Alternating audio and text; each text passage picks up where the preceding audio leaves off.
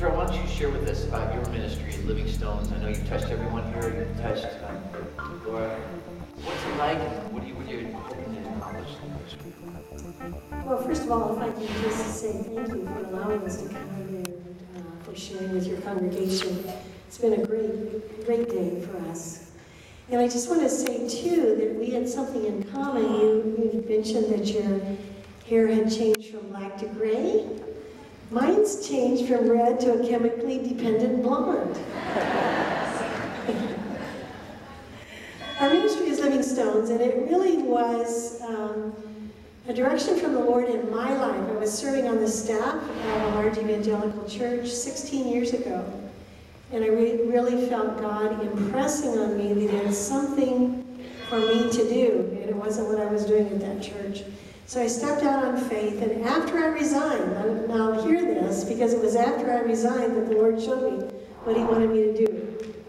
And I knew that had come out of my broken life, because when I was a teenager, when I was in college, I married a guy who struggled with same-sex attractions, and I didn't know that.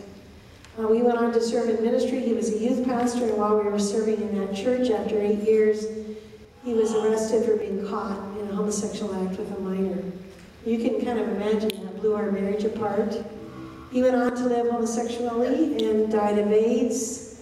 And in my brokenness, I married again, a heterosexual addict, and even had an affair.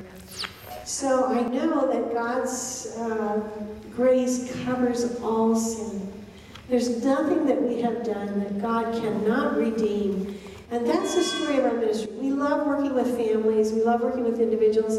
I particularly, because I come from a family perspective, I love to work with families to help them understand this and to help them know how to love their kids and still remain faithful to the Lord. And as you know, with Rob Portman, how very difficult it is, because you love your kid, you want to make them happy, you want to see them be happy.